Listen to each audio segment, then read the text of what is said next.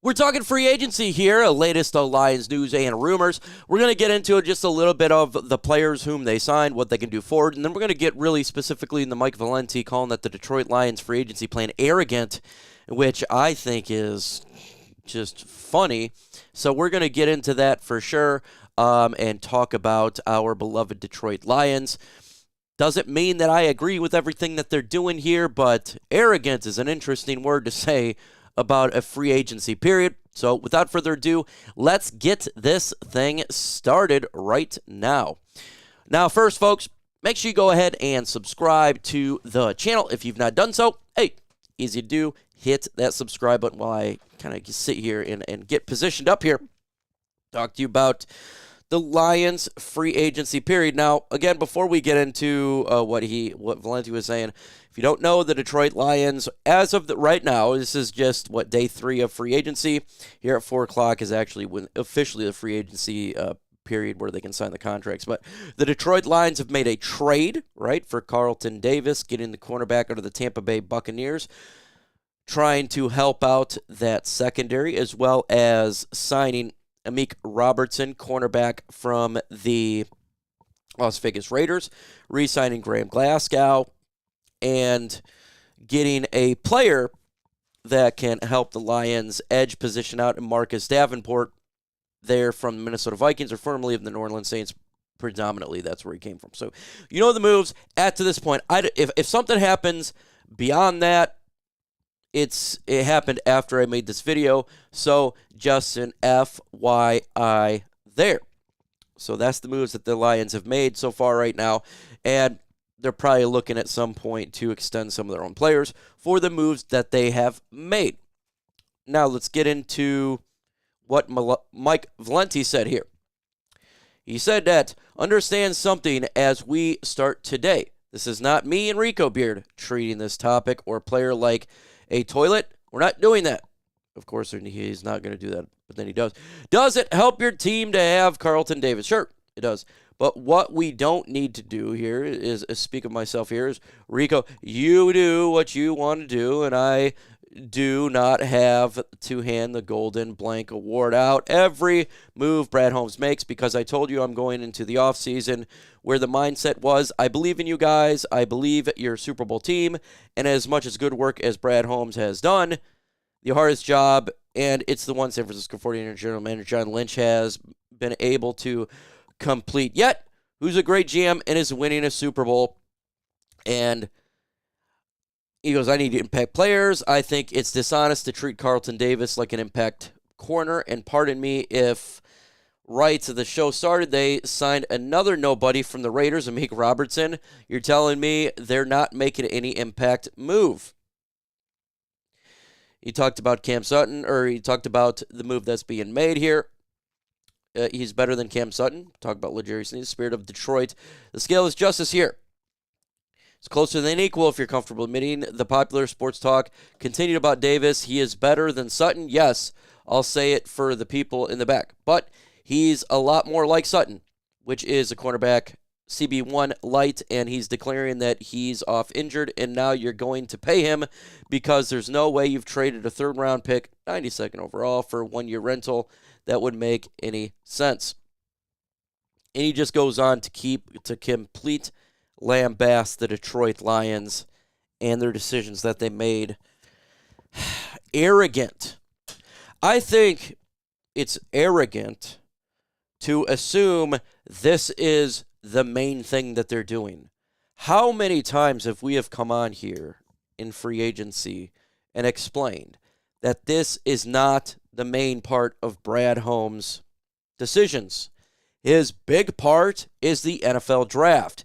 You may want to put 25% stock into free agency and the rest, NFL draft.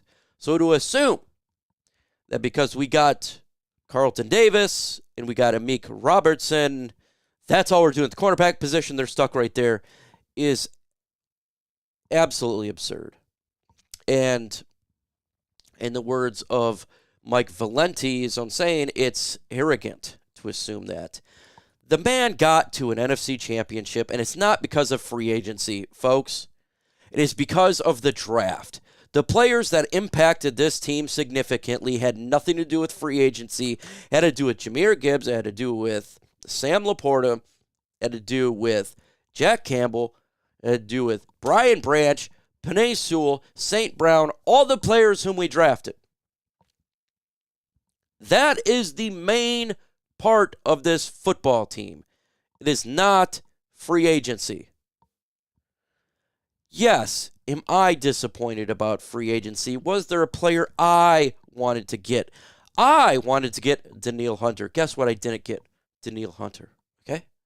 I like to get L'Jarius Sneed. Guess what I didn't get? L'Jarius Sneed. We got the players that we got in free agency. Do you want to know why?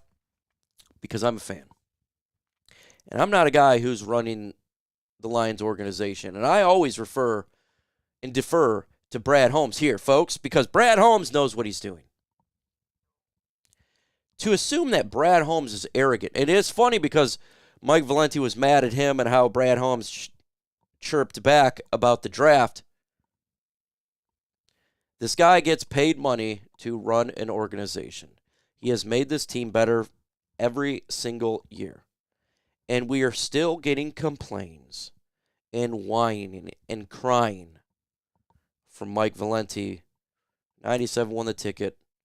A lot of crying going on. I don't get it. I think we all should just sit back and kind of defer to Brad Holmes. Not saying that everything that he does, we like, because it's not everything. I don't like everything that he does. Would I like to get the players I'd like to get? Yeah.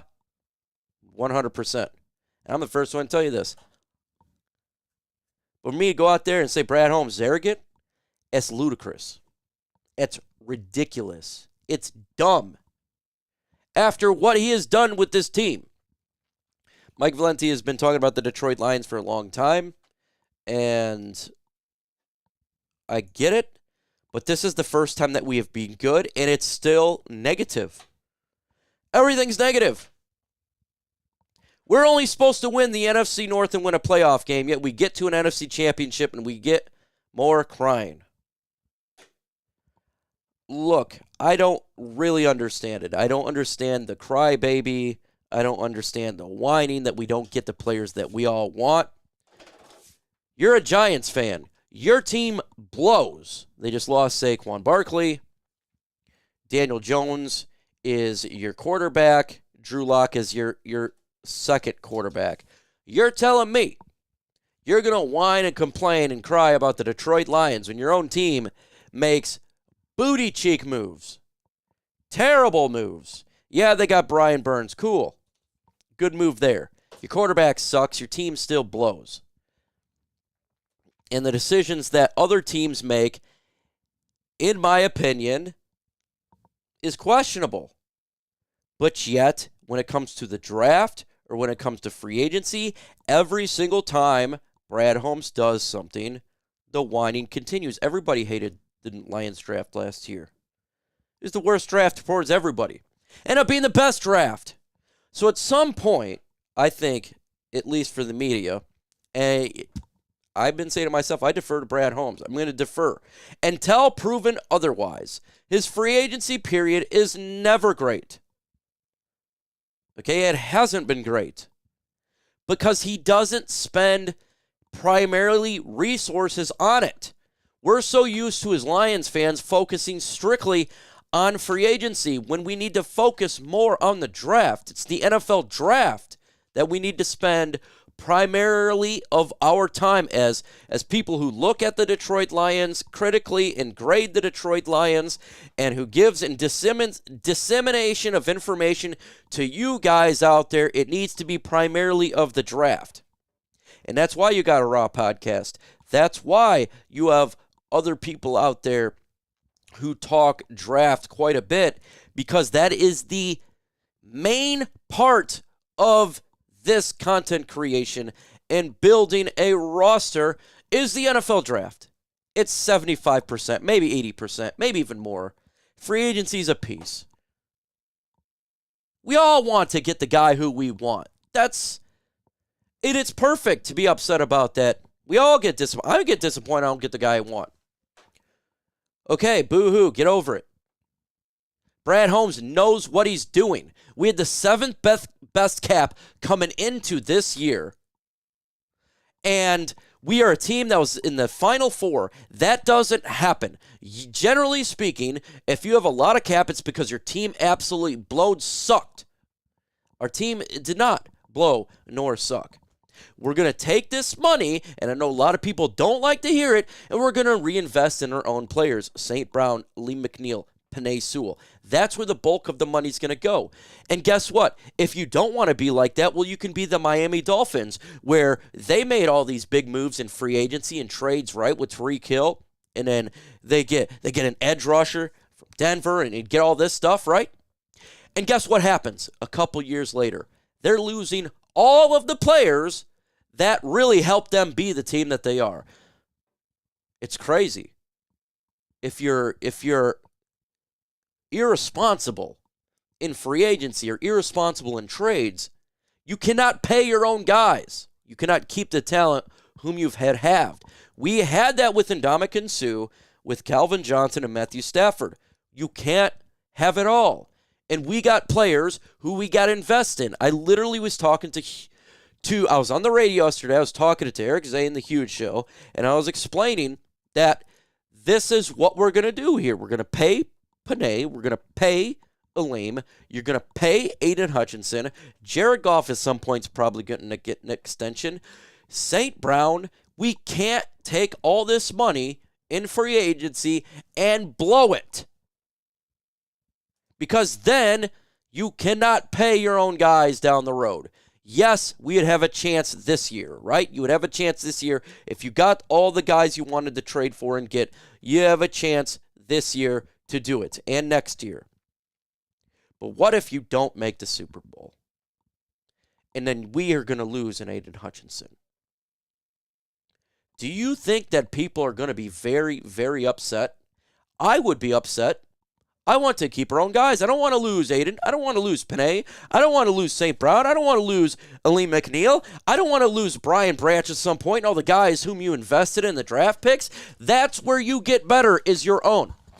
So arrogant is ridiculous. Now, if you want to be, I'm disappointed. Hey, I totally get it. Disappointed, I'm with you. Maybe you're frustrated. Okay, but arrogant? That is arrogant, in my opinion. To think that you actually know more than Brad Holmes right now. That you know more than what a guy who has assembled a hell of a roster in 3 years.